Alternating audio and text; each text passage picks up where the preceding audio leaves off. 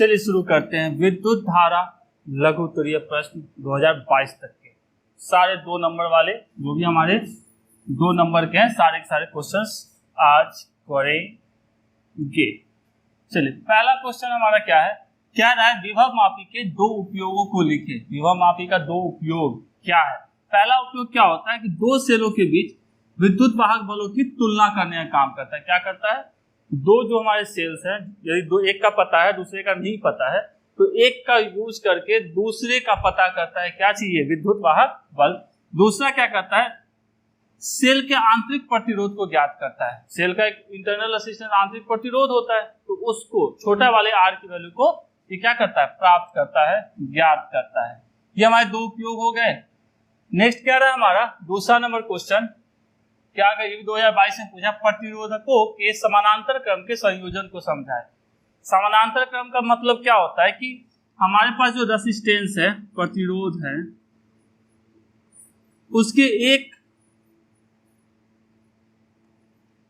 एक छोर को एक साथ और दूसरे छोर को सारे के दूसरे छोर को दूसरे तरफ और एक छोर को एक तरफ जब हम कर देते हैं तो इस जो हमारा बना संयोजन, इसको हम लोग क्या बोलते हैं, समानांतर क्रम का।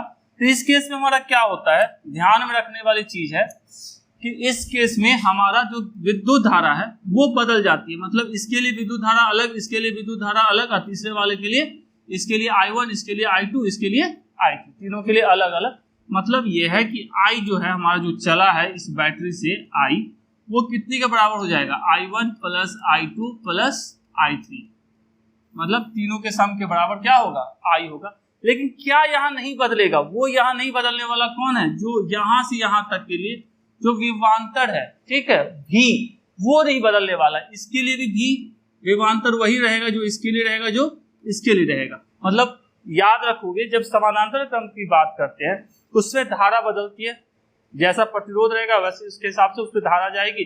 लेकिन तीनों के लिए समानांतर, ये 3 रहे 4 रहे, सब के लिए विभवांतर क्या रहेगा, बराबर रहेगा। ठीक है, वही हमारा कौन सा रहता, ये तो समानांतर है। यदि किसमें श्रेणी क्रम में होता तो उसमें धारा बदलती नहीं है, मतलब सारे प्रतिरोध और रेजिस्टेंस के लिए धारा वही रहेगी, लेकिन बदलेगा कौन वहां पे हमारा बदलता है विभवांतर। वो किसके लिए, जब हमारा कुछ ऐसा कहानी में ट्विस्ट हो, शकल बदलिए भाई, हाँ, यदि ऐसा हो, ऐसा रहेगा तो यहाँ जो करंट चला वही करंट समूचे में जाएगा। मतलब इसके लिए भी आई, इसके लिए भी आई, इसके लिए भी आई, लेकिन इसके लिए इसका विभवांतर V1 लिखेंगे, इसका विभवांतर V2 लिखेंगे, इसका विभवांतर क्या लिखेंगे, V3। मतलब इस केस में हमारा विभवांतर बदलेगा, धारा बराबर सेम रहेगी।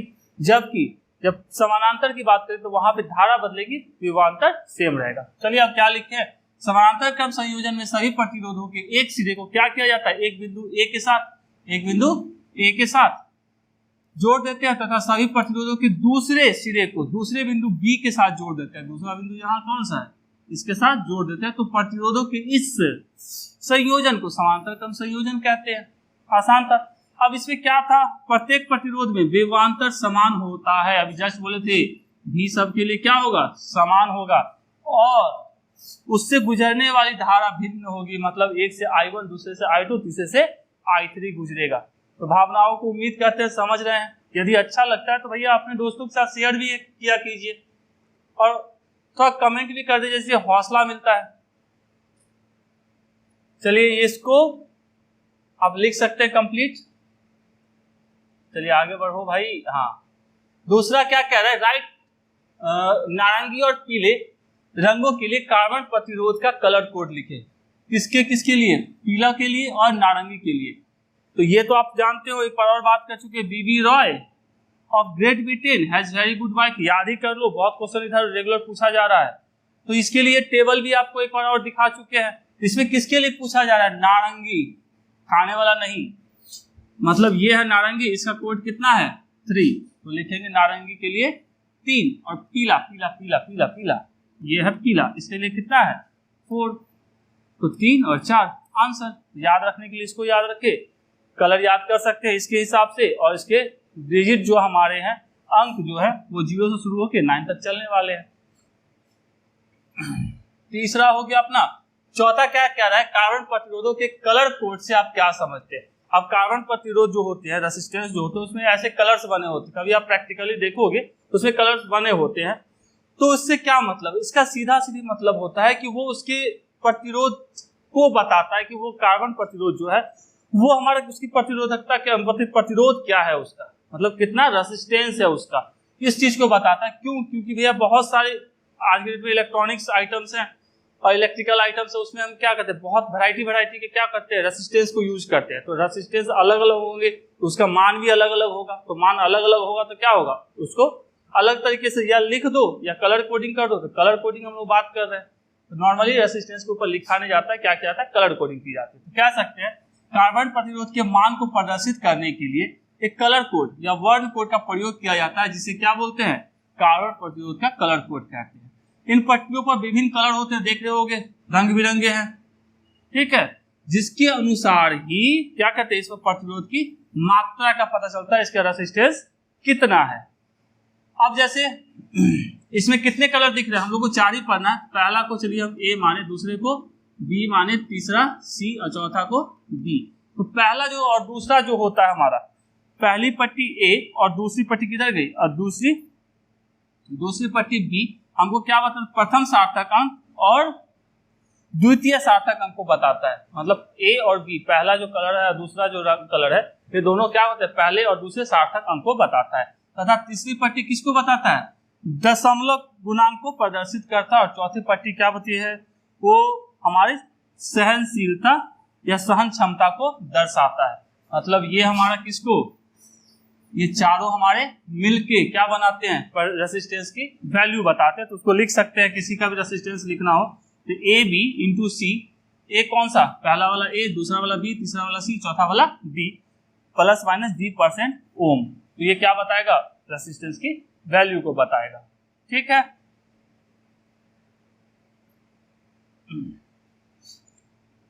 इतना पूछा नहीं, आपको सिर्फ इतना ही पूछा है, छोटू सा पूछा है, तो थोड़ा सा और डिटेल में लिखेंगे तो मजा आता है। अब ये हमारे पास एक एग्जांपल है, यदि पूछता है कभी दे दिया फिगर तो के लिए एक्स्ट्रा नॉलेज, तो हमारे पास ये टेबल ऑलरेडी पता है, टेबल कैसे याद रखना है, ऐसे याद रखना है। अब इसके अंदर हमको क्या दे के रखा है, सबसे पहला कलर जो देकर रखा है येलो, येलो येलो किल है, येलो मतलब पीला, मतलब एक जगह पे क्या लिखेंगे 4। दूसरा क्या है वायलेट, ये वाला वायलेट मतलब इधर है भाई वायलेट, ये हमारा बैगनी 7, तो 7 इंटू का इंटू। अब चलो यहाँ हम 10 यहाँ सी लिख देते हैं, सीधे मतलब इसको लिख देते हैं, पीछे वाले में क्या लिखे थे, चलो इस यहाँ सी लिखे ना, वैसे यहाँ भी लिख देते हैं, A B into C plus minus d% ohm. तो इरेजर दिया, तो ए के जगह पे क्या है हमारा येलो है, तो येलो का होता है 4। बी के जगह पे हमारा क्या है वायलेट है, इसका कितना होता है 7। और सी के जगह पे हमारा क्या है रेड है, red red red red red red का 2, मतलब रेड के लिए 10 टू द पावर -2, तो लिख सकते हैं 10 पे सॉरी -2 का है 10 पे पावर 2, तो 10 पे पावर 2 प्लस माइनस d%। अब d कौन सा, चौथा, मतलब d वाला ये है हमारा, दिख रहा है, d में कौन सा कलर रखा गया है, गोल्ड को रखा गया, मतलब ये स्वर्ण को रखा गया। ये कितना है 5% है, इसको लिख सकते हैं 5%। तो इसकी वैल्यू कितनी आ गई 47 into 10 to the power 2 plus minus 5%। तो पिछले वाले की तरह ही इसको लिख देते हैं, ठीक है। तो आराम से निकाला जाता है पहले वाले को, और दूसरे वाला हमको क्या देगा, ये ए बी से पहला दूसरा पता चलेगा, इस ए बी से पहला दूसरा। सी वाला किससे पता चलेगा, ये जो सी है हमारा, ये किससे पता चलेगा, गुणांक सी। और चौथा वाला सहनशीलता, डी वाला 4th वाले कॉलम से पता चलेगा। आसान है, तो अब कभी भी किसी का भी लिख सकते हैं। चलिए अच्छी बात। क्या क्या रहा है भैया, आप तो कुछ ना कुछ तो कहते ही रहते हैं, क्वेश्चन है तो कुछ बोलिएगा ही। 3/4 के अनुपात में 2 प्रतिरोध समांतर क्रम में जुड़े हैं, इनसे उत्पन्न ऊष्मा के परिमाणों की तुलना करें। 2 प्रतिरोध जुड़े हुए हैं, मतलब कैसे जुड़े हुए हैं, समानांतर क्रम में, मतलब ऐसा एक और दूसरा ऐसे, समानांतर क्रम के लिए कैसे ऐसे जोड़ दिए, ऐसा ऐसा, इसको मान लिए चलिए R1, इसको मान लिए R2, दोनों समानांतर क्रम में जुड़े हुए हैं, दोनों का अनुपात क्या है 3/4, तो लिख सकते हैं R1/R2 बराबर 3/4, क्या है कोई दिक्कत नहीं है। ठीक है, तो इसको हम लिखना चाहे तो ऐसे भी लिख सकते हैं, चलिए इतना ही पर रहने देते हैं। क्या रहा है इसमें उत्पन्न उष्मा के परिणाम, तो उत्पन्न उष्मा, उष्मा के लिए क्या होता है H बराबर हमारा होता है I²RT, एक ये भी फॉर्मूला जानते हैं। दूसरा हम लोग क्या जानते हैं V²/RT, चूंकि इस अभी जस्ट बात किए थे, इसके लिए भी विभवांतर V होगा और इस वाले दूसरे वाले के लिए विभवांतर क्या होगा V होगा, मतलब दोनों के लिए V क्या है कॉमन है। करंट चलेगा तो जितना टाइम इससे होके जाएगा उतना ही टाइम तो इससे होके भी जाएगा, तो मतलब दोनों के लिए V और T सेम बात, तो V और T हमारे दोनों के लिए क्या है कांस्टेंट है, सेम है, तो इसको ऐसा हम लिख सकते हैं K/R। तो पहले वाले के लिए बात करते हैं, उसको हमने मान लिया H1 बराबर क्या लिखते K/R1 और H2 के लिए क्या लिखते K/R2। हमको दोनों का क्या चाहिए अनुपात चाहिए, अनुपात ही चाहिए ना, तुलना करें मतलब अनुपात चाहिए, तो H1/H2 बराबर क्या लिखते K/R1/K/R2, मतलब R2/R1, मतलब K से K साफ हो गया। तो R1/R2 तो हमको पता है, तो R2/R1 क्या लिखते हैं R2/R1 बराबर 4/3, तो ये हमारा हो जाता 4/3। तो आंसर हमारा क्या आ गया H1/H2 बराबर 4/3 आंसर। थोड़ा सा समझने की चेष्टा करेंगे, सब समझ में आएगा, आसान है। नेक्स्ट पे चलते हैं। क्या पूछा है संट क्या है, इसके दो उपयोग लिखे, संट के उपयोग लिखिए, संट के दो उपयोग लिखिए। बार बार लगातार पूछा गया है 19 में, 16 में, 15 में। तो भावनाओं को थोड़ा सा समझेंगे, थोड़ा सा अपना ज्ञान बढ़ाएंगे, कम से कम इतना तो करना है। ठीक है, आपने आज तक क्या किया वो आपका टैलेंट है। अभी फिलहाल हम आपको ये करवा रहे हैं कि आप थोड़ा सा अपने आप को जितने पे है उससे थोड़ा सा और बढ़ा लीजिए, क्योंकि यदि आपको जितना आता है उससे और अच्छा आए। तो और अच्छा आने के लिए सबसे पहले क्या है संट क्या है इसको समझते हैं। संट क्या होता है, एक कम प्रतिरोध का क्या होता है कम छोटे वैल्यू का क्या होता है प्रतिरोध होता है, मतलब जिसका मान छोटा, ऐसा प्रतिरोध जिसकी वैल्यू क्या हो कम हो, उसको गैल्वेनोमीटर के साथ कैसे जोड़ते हैं समानांतर क्रम में जोड़ते हैं। तो कह सकते हैं संट कम प्रतिरोध का तार होता है जिसे धारा मापी या गैल्वेनोमीटर की कुंडली के साथ समानांतर क्रम में जोड़ा जाता है। ठीक है, इसको क्या बोलते हैं संट हमारा क्या है कम प्रतिरोध का एक सिंपल सा तार है जिसको किसके साथ धारा मापी या गैल्वेनोमीटर के साथ समानांतर क्रम में जोड़ना होता है। ओके, अब इसके उपयोग की बात करें तो उपयोग में पहला क्या है कि धारा मापी में संट लाकर उसे एमीटर में परिवर्तित किया जा सकता है, मतलब इसको एमीटर में बदलना है यदि गैल्वेनोमीटर को, ठीक है धारा मापी को, तो उसको कैसे पैरेलली हम एक रेजिस्टेंस जोड़ देंगे तो हमारा क्या बन जाएगा एमीटर बन जाएगा। दूसरा, इसकी सहायता से एमीटर के परास को बढ़ाया जा सकता है, मतलब इसकी वैल्यू का एमीटर की वैल्यू को क्या किया जा सकता है मान को बढ़ाया जा सकता है। तो ये हमारे दो उपयोग हो गए। ये हमारा क्या है संट क्या है वो है, फिगर बनाइए नंबर पाइए। कह रहा है 12 ओम के 4 प्रतिरोधों को समानांतर क्रम में जोड़ा जाता है। इस प्रकार के 3 संयोजनों को श्रेणी क्रम में जोड़ा जाता है। ठीक है, कुल प्रतिरोध कितना होगा। सबसे पहले क्या किया 12 ओम के 4 प्रतिरोध को समानांतर क्रम में जोड़ दिए। चलिए 12 ओम के 4 प्रतिरोध को हम समानांतर क्रम में जोड़ देते हैं, जोड़ दिए। ठीक है, अब ये कितने का है 12 ओम का, ये भी 12 का, ये भी 12 का, ये भी 12 ओम का।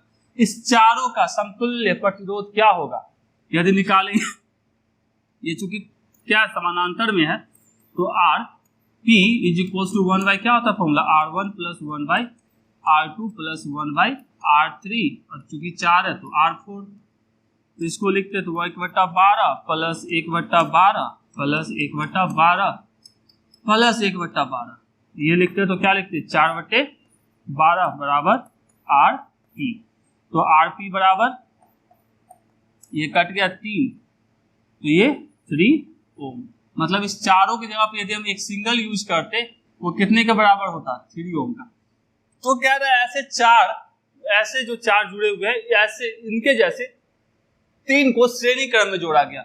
मतलब आरपी जो हमारा आया है ऐसे ऐसे, ये भी हमारा आरपी, ये भी आरपी, ये भी हमारा आरपी कितने का है, 3 ओम का, 3 ओम का, 3 ओम का। इनको श्रेणी क्रम में जोड़ दिया गया। तो क्या हुआ कहानी में भैया, श्रेणी क्रम का तो फॉर्मूला पता है, क्या होता है, आर एस बराबर क्या होता है, R1 plus R2 plus R3, मतलब 3 प्लस 3 प्लस 3 मतलब 9 ओम। तो आर जो हमारा समतुल्य आया वो कितने के बराबर है, 9 ओम के। तो 9 ओम आ गया हमारा। इधर चले भाई, 9 ओम हमारा आ गया। ठीक है, आसान है, जो कह रहा है उतना ही करना है, ज्यादा कुछ दिमाग नहीं लगाना है। तो 2018 का 2 मार्क्स कंप्लीट। 2018 में एक और क्वेश्चन पूछा है, संवहन वेग के सिद्धांत का प्रयोग करते हुए ओम के नियम की व्युत्पत्ति करें। मतलब संवहन वेग को पकड़ के चलना है और ओम का नियम निकाल देना है। समझेंगे पूरा आराम से। थोड़ा कलर को बदलते हैं। संवहन वेग का फॉर्मूला क्या होता है, डी को संवहन वेग कहा जाता है स्मॉल ई, छोटा वाला e, capital e, M into tau. यहाँ क्या है हमारा, आवेश इलेक्ट्रॉन के ऊपर, विद्युत क्षेत्र की तीव्रता, इलेक्ट्रॉन का मास, ये सब दिया हुआ है हमको। अब ई बराबर हम लोग जानते हैं, विद्युत क्षेत्र बराबर होता है विभवांतर बटे लंबाई V/L। इस ई के जगह पे V/L चिपका दिए, बाकी जो जैसा था वैसा था। एक ये फॉर्मूला करंट के लिए और संवहन वेग के संबंध में ये फॉर्मूला होता है I बराबर NEA/VD। N number density, E हमारा क्या होता है, आवेश A, क्षेत्रफल, और VD क्या होता है, संवहन वेग। तो इसको रख सकते हैं यहाँ से VD की वैल्यू को, ये वाले को यहाँ पटक दिए, तो ये पटक दिए, रख दिए। अब यहाँ से देखेंगे NEA/EVML। अब इसको लेके चलते हैं, क्या लिखे हैं, I बराबर हमारा NE² AV/ML इंटू टाउ। हमको क्या निकालना है, V/L, I। तो ये इस साइड आ जाएगा, तो ये इस साइड लागू, तो बाकी सबको उस साइड लेके जाना पड़ेगा, तो जो नीचे था वो ऊपर जाएगा, ML/NE² A इंटू टाउ। ये हमारा V/R, चूंकि यहाँ M भी कांस्टेंट है, L भी, N भी सब क्या है, सब कांस्टेंट है, कोई भी इसमें बदलने वाला नहीं है। तो इस सब को बोला जाता है R, मतलब प्रतिरोध। इस सब को क्या बोलते हैं, प्रतिरोध बोलते हैं। NE² A into tau ML प्रतिरोध। तो ये V/R किसके बराबर हो गया, V/I बराबर R। V equals to I into R लिख सकते हैं, और जानते हैं V equals to I into R, यही तो उनका नियम हमको देता है, या V is directly proportional to I, जो हमारा विभवांतर है समानुपाती है किसके, I के। तो यही हमको ओम का नियम देता है, तो ओम का नियम हो गया। तो कहाँ से चले, संवहन वेग से चले, कहाँ तक पहुंचे, ओम के नियम तक। इतना चिपका डाला, लाइफ झिंगा डाला। चलिए आगे देखते हैं, इसको मिटा दिया जाए, आप इसको लिख सकते हैं। आगे हमारा क्या क्या रहा है, किसी चालक में बह रही धारा एवं इलेक्ट्रॉन के ड्रिफ्ट वेग के बीच में संबंध बताइए। यहाँ देखिए, आपको इंग्लिश वाला टर्म को हिंदी में लिख डाला है, ड्रिफ्ट वेलोसिटी या ड्रिफ्ट स्पीड, ठीक है, या ड्रिफ्ट वेग लिखा है। और दूसरा इसमें क्या लिखा है, संवहन वेग और विद्युत धारा में क्या संबंध। थोड़ा बहुत इंग्लिश के भी टर्म को याद रखिए, काम देगा। 2018 में पूछा है, 2016 में ही पूछा था। सबसे पहले समझते हैं संवहन वेग क्या है, और उसके बाद संवहन वेग और विद्युत धारा में क्या संबंध है। ये वाला जो देखे थे अभी, कहाँ गया ये वाला, इसी को निकाल के दिखाना है। सबसे पहला क्वेश्चन क्या हो गया, संवहन वेग को समझाया, दूसरा क्या, संवहन वेग और विद्युत धारा में क्या संबंध है। संवहन वेग को समझते ऐसे है, यदि किसी इलेक्ट्रॉन को विद्युत क्षेत्र में रखा जाएगा तो उस पर बल लगेगा। तो यदि हमारे पास एक चालक है, ठीक है, तो इसके अंदर इलेक्ट्रॉन पहले कैसे कूद रहा होगा, इलेक्ट्रॉन तो क्या है, उग्रवादी है, वो हमेशा कूदते रहने वाला चीज है। तो मान लिया कि वो पहले ऐसे चल रहा था, इस कंडक्टर के अंदर ऐसे अपना कूद फान कर रहा था, लेकिन मतलब ये इसके साथ हम प्लस वाले को जोड़ दिए, इससे माइनस वाले को जोड़ दिए, तो इलेक्ट्रॉन पहले तो कूद रहा था, तो इधर प्लस रखते हैं, इधर माइनस रखते हैं, तो आपको ज्यादा अच्छा रहेगा।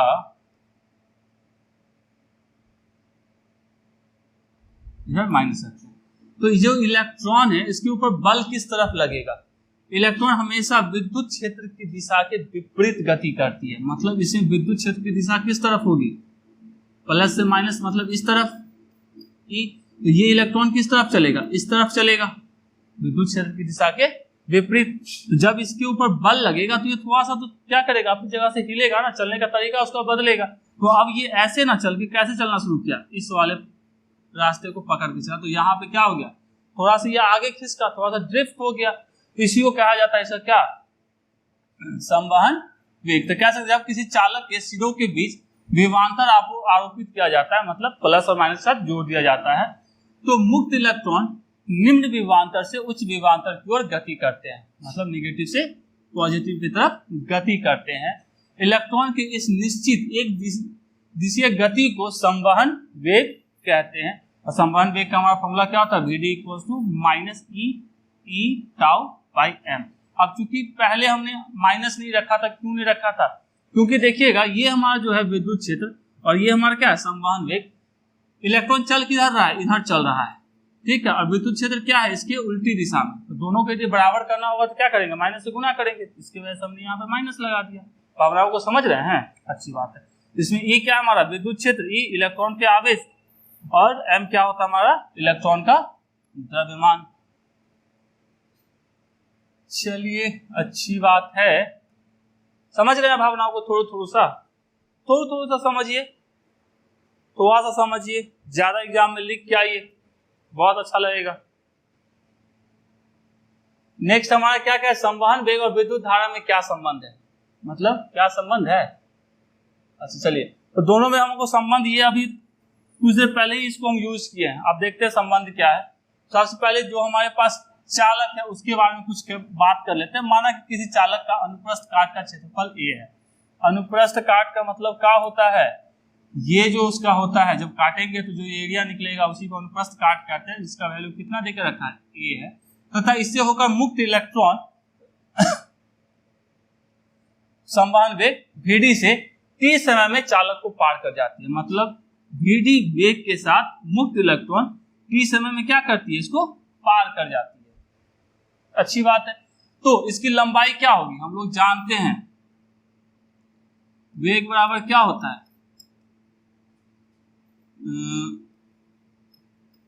दूरी बटा समय। तो दूरी बराबर क्या लिख सकते हैं, वेग गुने समय लिखा जा सकता है। शकल तो अच्छा नहीं दिख रहा है कलर का, तो दूरी बराबर क्या लिखा जा सकता है, समय गुने वेग। तो लिख सकते हैं दूरी मतलब लंबाई इसकी L बराबर V इंटू टी हमारा क्या है, समय है, Vd क्या है, इसका वेग है, संवहन वेग। अब कि यदि मुक्त इलेक्ट्रॉनों का घनत्व n हो, घनत्व मतलब क्या है कि प्रत्येक आयतन पे, एकांक आयतन पे इलेक्ट्रॉन की संख्या क्या हो, एवं प्रत्येक इलेक्ट्रॉन पे आवेश Q हो, तो चालक से प्रवाहित विद्युत आवेश क्या होगा, ये हमारा क्या है, नंबर ऑफ इलेक्ट्रॉन, इलेक्ट्रॉनों की संख्या पर एकांक आयतन, मतलब कह सकते हैं नंबर ऑफ इलेक्ट्रॉन प्रत्येक आयतन मतलब वॉल्यूम। अब Al का मतलब क्या होगा, ये एरिया को, क्षेत्रफल को लंबाई के साथ गुना कर दोगे तो क्या बनेगा, आयतन बनेगा, मतलब वॉल्यूम ही बनेगा। तो वॉल्यूम से वॉल्यूम कट गया तो नंबर ऑफ इलेक्ट्रॉन आ गया। अब कितनी संख्या इलेक्ट्रॉन की आ गई, सिंपल सा n, ये पहले n था, ये हमारा वॉल्यूम मतलब A इंटू L, ये हमारी हो गई इलेक्ट्रॉनों की संख्या। तो आवेश कितना होगा, तो इसको आवेश के साथ गुना कर दोगे, एक इलेक्ट्रॉन पे कितना आवेश होता है उससे गुना कर देंगे, तो एक इलेक्ट्रॉन पे E का आवेश है मतलब 1.6 × 10⁻19 कूलम, इससे गुना कर देंगे तो हमको आवेश मिल गया। अब हमारे पास विद्युत धारा क्या फॉर्मूला होता है, आवेश बटे समय। आवेश यहां से निकाल लिए और समय यहां से निकाल सकते हैं। समय बराबर क्या होगा, L/Vd। तो L/Vd के लिए समय रख दिए और Q बराबर NeAl रख दिए। तो यहाँ से हमको क्या मिल गया, L से L साफ हो गया, Vd ऊपर चला गया, NeAVd। तो ये हमारा करंट आ गया किसके टर्म में, संवहन वेग के टर्म में। तो I = NeAVd याद रखिएगा, पूछा जाता है, ऑब्जेक्टिव में ही पूछा जाता है। उम्मीद करते हैं थोड़ा बहुत समझ में आया होगा, नहीं समझ आया फिर से समझिएगा। चलिए इसको थोड़ा क्लियर कर देते हैं। अब आप लिख सकते हैं। चलिए क्या क्या समझाए कि किरचॉफ का दूसरा नियम ऊर्जा संरक्षण का नियम है। तो किरचॉफ के दूसरे नियम में क्या कहा जाता है कि जो हमारा रेसिस्टेंस है, जो हमारा प्रतिरोध है, ये क्या करता है, एनर्जी को खाएगा, जाने नहीं देता, रोकने का काम करता है। तो ये क्या करता है, कुछ पोटेंशियल ड्रॉप करवाता है, और ये क्या देता है, हमको पावर देता है। बैटरी तो पावर ही देगा ना। तो क्या था किरचॉफ का दूसरा नियम, किसी बंद परिपथ में विद्युत वाहक बलों के बीच गणितीय योग उस परिपथ में प्रयुक्त प्रतिरोधों एवं प्रवाहित धारा के गुणनफल के बराबर होता है। मतलब यदि इससे करंट क्या गया, आई गया, और ये रेसिस्टेंस से जा रहा है, तो इन दोनों का जो गुणनफल होगा वो विद्युत वाहक बल E के बराबर होगा किसी भी परिपथ के अंदर।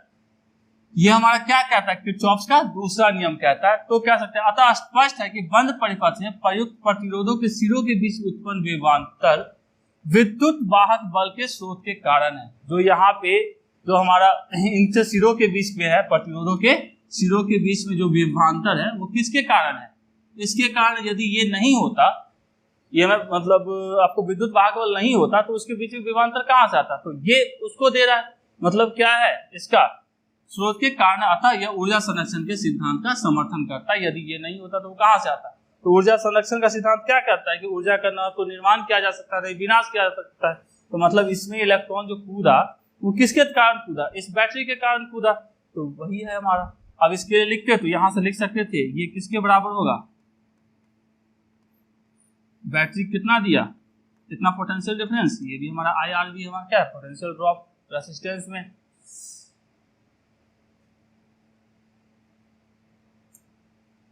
तो इतना आप लिख लेते हैं, तो एक्सपेक्ट करते हैं आपको नंबर मिलेंगे। क्या कर रहा है, 100 वाट 220 वोल्ट रेटिंग का बल्ब 240 वोल्ट के साथ जोड़ा जाता है, विद्युत शक्ति 6 की गणना करें।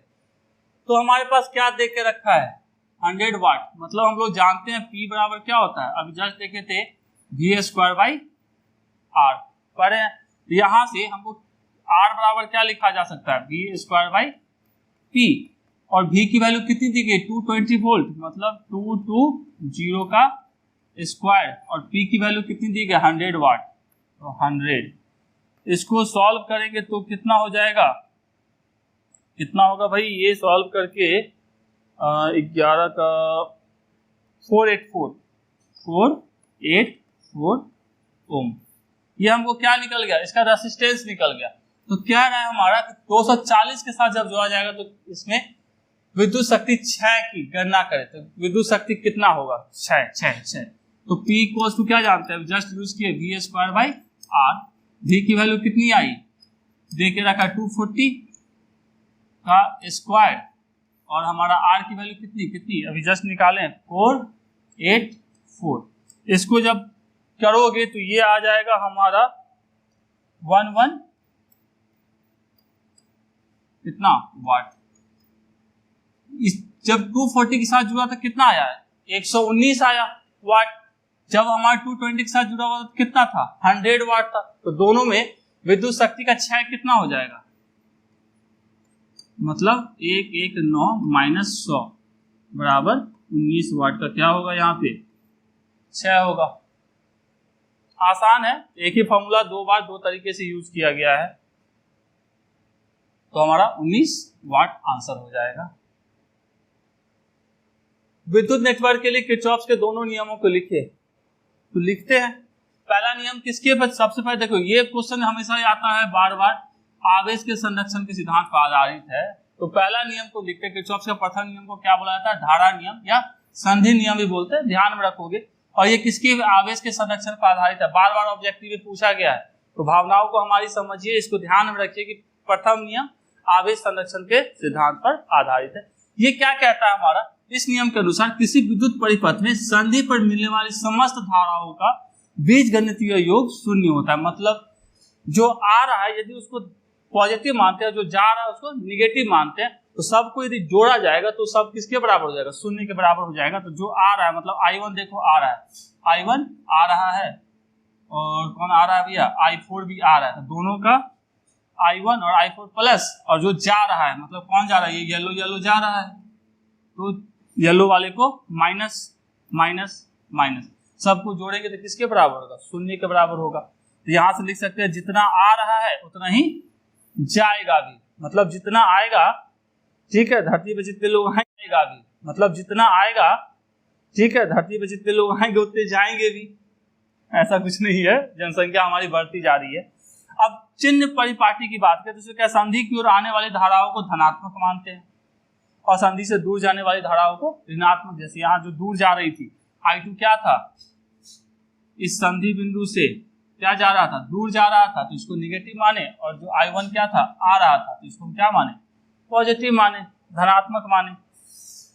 तो इतना प्रथम नियम में लिखोगे, ये भी ध्यान रखोगे, धारा नियम और संधि नियम सबसे इंपॉर्टेंट आवेश संरक्षण पर आधारित होता है। चलिए आगे चलते हैं। से द्वितीय नियम किस और क्या नाम है इसका, वोल्टता का नियम या पास या लूप नियम भी इसको कहते हैं। इसमें ये किसके संरक्षण के सिद्धांत पर आधारित है, ये सबसे इंपॉर्टेंट ध्यान में रखोगे, ये किसका है, ऊर्जा संरक्षण के सिद्धांत पर आधारित होता है। एकदम ऑब्जेक्टिव में पूछा जाता है, तो याद रखोगे, लिखना जरूरी है। ओके, इसमें क्या कहा जाता है, इस नियम के अनुसार किसी परिपथ के प्रत्येक बंद पास, मतलब ये क्या दिख रहा है, पास हमारा बंद है, पास या लूप के विभिन्न भागों में बहने वाली धाराओं तथा संगत प्रतिरोध के गुणनफल का बीजगणितीय योग। अब जैसे ये हमारा एक पास था, कौन सा, A B C D, इस पास के अंदर बहुत सारे रेसिस्टेंस है, एक ये रेसिस्टेंस और ये धारा बह रही है, इनका गुणनफल का योग किसके साथ, इस और इसके साथ किसके बराबर होता है, प्रतिरोध गुणनफल का बीजगणितीय योग इस पास या लूप में लगने वाले किसके, विद्युत वाहक बलों के बीजगणितीय योग के बराबर होता है। जैसे ये एक विद्युत वाहक बल है इस पास के अंदर, पास एक के अंदर ये है, इस दोनों के बीजगणितीय योग के बराबर होता है। अर्थात हम कह सकते हैं, इसको हटा ही दो, R बराबर सिग्मा E, ये हमारा विद्युत वाहक बल, ये हमारा IR क्या है, विद्युत धारा और प्रतिरोध का गुणनफल। अब इस क्वेश्चन को तो आपको 5 नंबर में ही पूछा गया, तो वहां पे इसको ज्यादा डिटेल में चर्चा करेंगे। फिलहाल आपके लिए इतना ही है कि आप इसको समझ सकते हो, खुद से समझ लो, नहीं तो हम 5 नंबर में जब आएंगे उस समय इसको बात करेंगे थोड़ा और डिटेल से। फिलहाल 2 नंबर के लिए आपको इतना लिख के आते हो सफिशिएंट है। चलिए मिटाते हैं इसको, यहां नहीं लिखना है, यहां R नहीं होगा, E होगा। क्या कर रहा है, एक 16 ओम प्रतिरोध वाले तार को खींचकर उसकी लंबाई दोगुनी कर दी जाती है, तो तार का नया प्रतिरोध निकालें। एक हमारे पास क्या है, एक तार है जिसकी लंबाई मान लो L1 है और इसका एरिया A1 है, ठीक है, इसको खींचा जाता है, खींच दिए, इसकी लंबाई को क्या कर दिया गया, दोगुनी, मतलब 2L1 कर दिया गया। पहले L1 था, मतलब L2 क्या हो गया, जिसकी लंबाई L2 वो पहले वाले से दोगुनी हो गई। और इसका एरिया भी तो क्या होगा, थोड़ा दिख रहा है, खींचेंगे तो क्या होगा, मोटाई कम हो जाएगी, मतलब इसको A2 बोल देंगे, ठीक है, खींचकर लंबाई दोगुनी कर दी जाती है। तो नए तार का नया प्रतिरोध, इस वाले केस में कितना प्रतिरोध था, 16 ओम का। तो याद रखोगे, यदि किसी को खींचकर लंबा कर दे या खींच के छोटा कर, मतलब दबा के छोटा कर दे, तो उससे उसका क्या नहीं बदलता, उसका आयतन नहीं बदलता है, मतलब पहले वाले का आयतन दूसरे वाले आयतन के बराबर होगा। तो पहले वाले का आयतन क्या होगा, लंबाई गुने क्षेत्रफल, मतलब L1 A1, दूसरे वाले का L2 A2। L1 को L1 रहने दो, A1 को A1, और L2 कितना 2L1 के बराबर है, और A2 L1 से L1 साफ, तो A1 बराबर 2A2, तो यहां से लिख सकते हैं A1 बाई A2 बराबर कितना 2।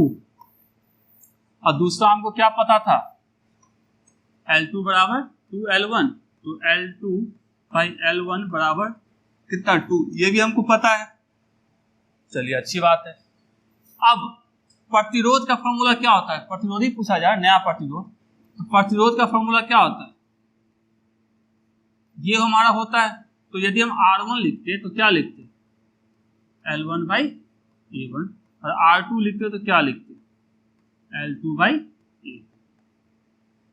तो हमको जो निकालना उसको ऊपर रखेंगे और जिससे निकालना उसको नीचे, मतलब R2 बाई R1 हम निकालते हैं। तो R2 बाई R1 बराबर क्या लिख सकते हैं,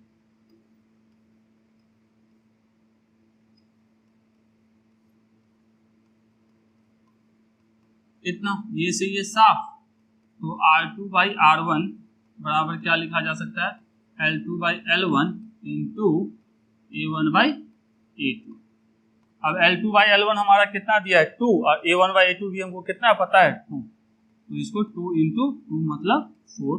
तो R2 बराबर क्या लिखा जा सकता है 4 इंटू R1, और R1 कितना दिया है हमको 16, तो 4 इंटू 16 64 ओम हमारा निकल गया दूसरा नया वाले का 64 ओम। आसान है, आयतन को बराबर किए, इससे हम क्या लेंथ का हमको पता था, क्षेत्रफल का निकाल लिए, सबको putting the value getting the result. अब दूसरा का, यदि दो प्रतिरोध श्रेणी क्रम में जोड़े जाते हैं तो उनका तुल्य प्रतिरोध 16 ओम है। यदि उन्हीं दो प्रतिरोधों को समांतर क्रम में जोड़ा जाता है तो तुल्य प्रतिरोध 3 ओम होता है।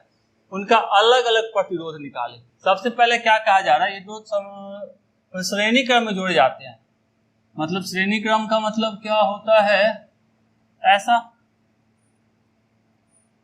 ये हमारा मान लियो R1 है, ये हमारा R2 है, तो क्या रहा है कि R1 प्लस R2 श्रेणी क्रम में कैसे ही जोड़ते हैं ना, वो किसके बराबर है 16 ओम के बराबर है। अब यदि इन्हीं दो प्रतिरोधों को समानांतर क्रम में जोड़ा जाता है, मतलब ऐसा, ये हमारा R1 ये हमारा R2, तो हमारा कितना आता है 3 ओम आता है। इसको समांतर क्रम में जोड़ने का फॉर्मूला क्या होता है 1/R1 प्लस 1/R2।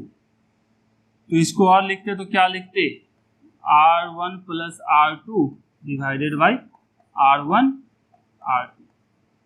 तो यहां से आगे चलते तो ये किसके बराबर 1/RP के, तो RP बराबर कितना लिख सकते हैं R1 R2 divided by R1 plus R2। ये किसके बराबर था 1/RP के बराबर था ना, तो पलट दिए, तो R1 प्लस R2 हमको पता है कितना है, RP भी पता है कितना है, इस सब में 3 ओम था इसका, तो ये हमारा 3 बराबर R1 R2 divided by R1 plus R2 कितना 16, तो R1 R2 बराबर कितना 3 गुने 16 48 ओम नहीं लिखेंगे, ओम का स्क्वायर होगा।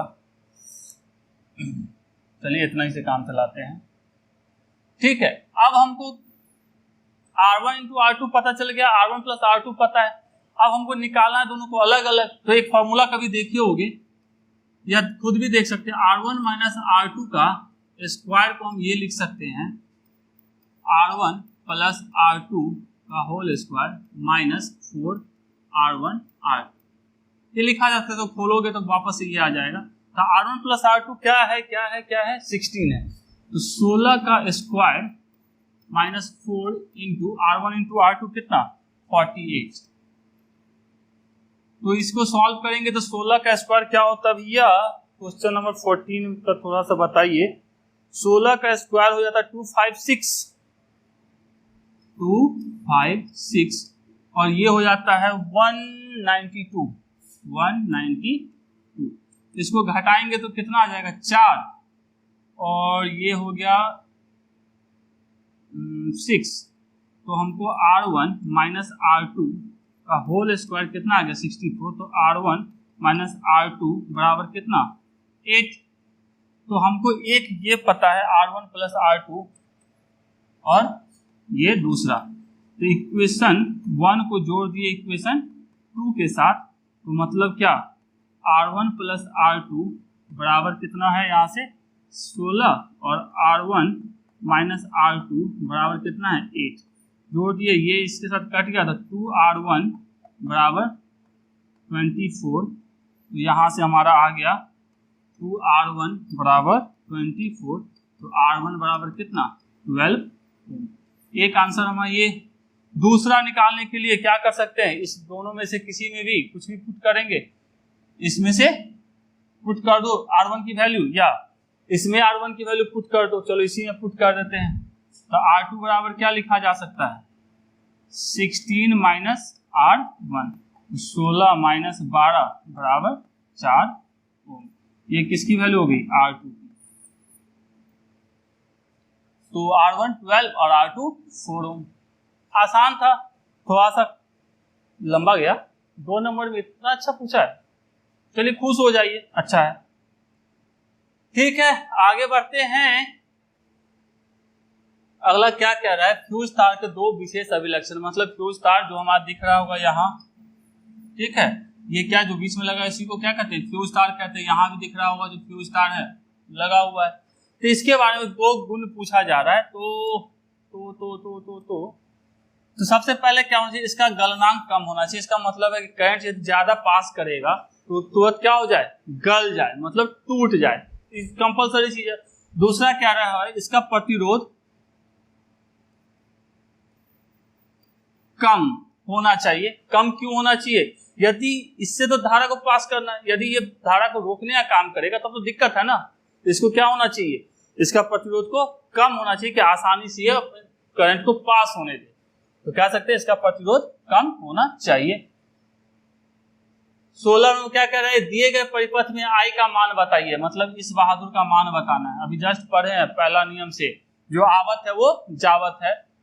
तो मतलब आ कौन रहा है? ये हमारा आ रहा है, ये भी आ रहा है, ये भी आ रहा है। तो आने वाले कौन है भैया? 7 + 5 + 2। और जा कौन कौन रहा है? ये जा रहा है और ये जा रहा है, मतलब 3a + i जा रहा है। ये कितना होगा? 12 14a आवत है और 3a + i जावत है। तो i बराबर क्या लिख सकते हैं? 14a - 3a, मतलब 11a। तो i बराबर कितना आ गया? i का मान 11a। ठीक है, आसान है। क्या रहा? प्रतिरोधकता का व्यंजक किसी चालक के लिए लिखे तथा व्यंजक के प्रत्येक अवयव को लिखे।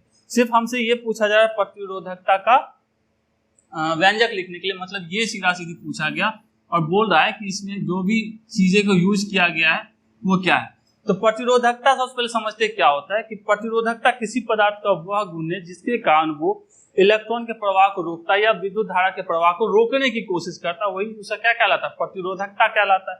तो कह सकते हैं प्रतिरोधकता किसी पदार्थ का वह गुण है जो यह दर्शाता है कि वह कितनी तीव्रता से धारा के प्रवाह का विरोध करेगा। ठीक है, प्रतिरोधकता कोई पदार्थ की विशिष्ट प्रतिरोध भी कहते हैं।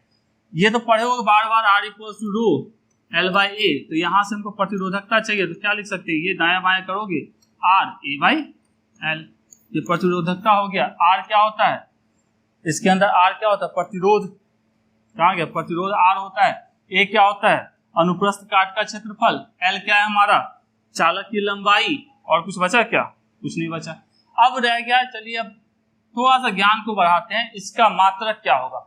मात्रक, प्रतिरोध का मात्रक ओम और एरिया बटे मतलब मीटर स्क्वायर बाई मीटर। तो मीटर से मीटर साफ, तो क्या बच गया? ओम मीटर। ये इसका क्या हो गया? ओम मीटर हमारा इसका ऐसा ही मात्रक हो गया। अब थोड़ा इसका ये याद रखोगे, ये नहीं याद नहीं रखने का, इसको क्या करने का? समझने का। भी हम समझा रहे हैं, अब समझोगे।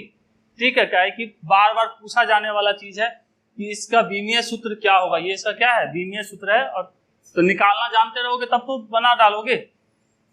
तो निकालते हैं, चलिए सबको मिटा देते हैं पहले। अब इस फॉर्मूले के हिसाब से चलते हैं तो हम लिख सकते हैं R। हम लोग जानते हैं V = क्या होता है? I × R। तो यहां से यदि हम R बराबर लिखें तो क्या लिख सकते हैं? V/I। और V क्या होता है? विभवांतर W/Q और I का I। तो हम R की जगह पे क्या लिख सकते हैं? R की जगह पे लिख सकते हैं, ठीक है, और बच गया A का A और L का L। थोड़ा बहुत विमीय सूत्र डायमेंशन फॉर्मूला याद रखना चाहिए। कार्य का क्या होता है? mL2T-2। आवेश का क्या होता है? AT। विद्युत धारा का A। क्षेत्रफल का L² और लंबाई का L। अब इसको यदि जोड़ घटाव गुना भाग करेंगे तो m इकलौता बंदा यहाँ है तो m को एक साथ रखे, L यहाँ स्क्वायर है, जैसे इससे ये साफ, एक L बच गया यहाँ से तो L3। t-2 यहाँ है, एक यहाँ, ये ऊपर जाएगा तो माइनस बनेगा, तो मतलब t पे पावर -3, और a कहाँ, यहाँ और यहाँ है, ऊपर जाएगा तो यहाँ से a², ऊपर जाएगा तो a-2।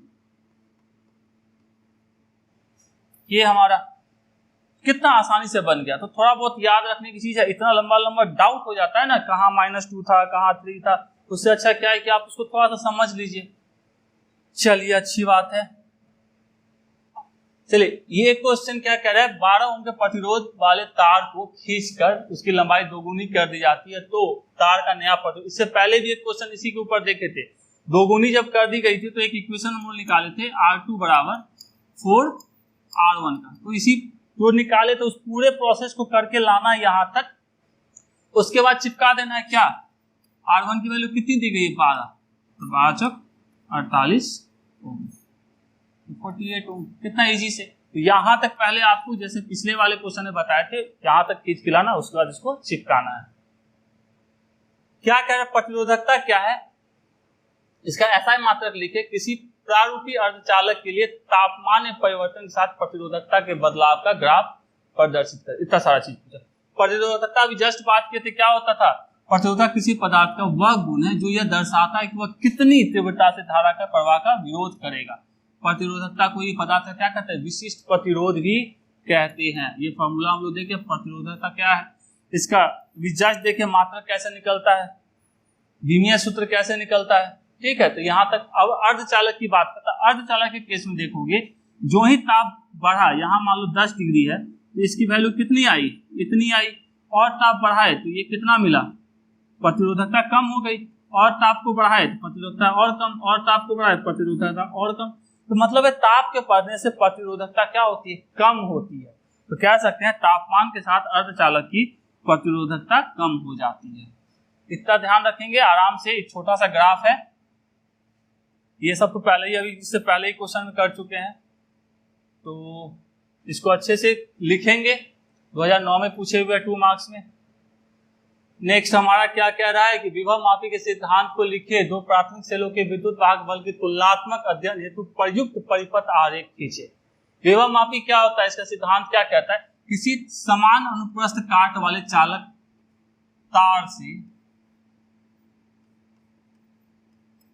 तार में नियत मान की धारा प्रवाहित की जाती है तो तार के किसी भी बिंदु पर विभव पतन तार के संतुलन लंबाई के समानुपाती होता है। मतलब यदि ये तार है, ठीक है, इसकी यहां जितना इसका विभव था और यहाँ पे जो विभव था, ये जो विभव का पतन हुआ, मतलब आगे जाएंगे तो कुछ नहीं, आप किसी को धक्का देके ले जा रहे हो तो कुछ ना कुछ तो आप एनर्जी को लॉस करोगे, थोड़ा कमी आएगी या तो कमजोरी आएगी। तो जो इतना दूर ले जाने में जो इसका लॉस हुआ वो किसके भी डायरेक्टली प्रोपोर्शनल, किसके, इसकी लंबाई के समानुपाती होता है। मतलब is directly proportional to L.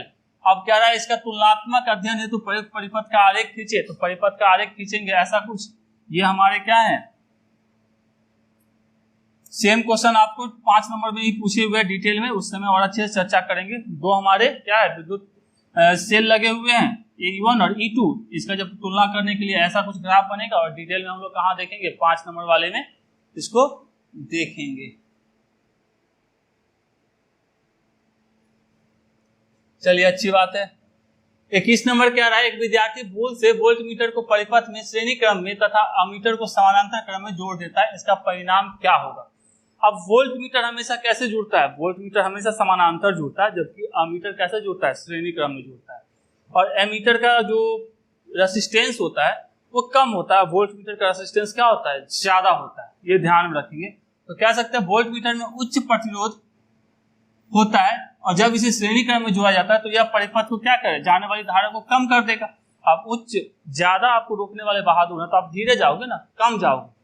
उसी तरह जबकि अमीटर का प्रतिरोध बहुत कम होता है, जब इसे समानांतर क्रम में जोड़ते हैं तो धारा क्या करेगी, सर्किट से न जाके, परिपथ से न जाके इसी से होकर निकल लेगी, परिपथ से न जाके अमीटर से गुजरने लगेगी। कांड ये कर दिया, मतलब सारा का सारा करंट कहाँ जाने लगा, अमीटर से जाने लगा, तो अमीटर क्या होगा, जल जाएगा।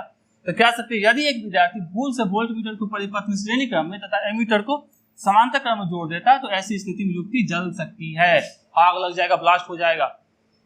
तो यहां तक आपके क्वेश्चंस थे 2 नंबर के। अच्छा, एक और है, चलिए ये क्या है, संचायक सेल मतलब हमारा सेकेंडरी सेल का आंतरिक प्रतिरोध क्यों कम होता है? क्यों कम होता है? सबसे पहली बात तो जो इसके इलेक्ट्रोड्स होते हैं वो बहुत बड़े बड़े होते हैं, इन दोनों के बीच की दूरी क्या होती है, ज्यादा होती है, और इसमें ध्रुवन नहीं होता है इसके वजह से। तो देखते हैं, संचायक सेल बड़े आकार का होने के कारण इसमें प्रयोग किया गया प्लेट के बीच की दूरी क्या होती है, बीच की दूरी काफी रहती है। इस कारण प्लेट पर क्या होता है, ध्रुवन बहुत कम होती है, जिसके कारण क्या है, इसका आंतरिक प्रतिरोध बहुत कम होता है। तो यहां तक आपके क्या थे, कितना लिख दोगे, यहां तक आपके 2 मार्क्स के क्वेश्चन से 2009 तक के। तो अच्छा लगता है तो बाबू आप अपने दोस्तों के साथ शेयर कीजिए, हमें भी अच्छा लगेगा। Thank you.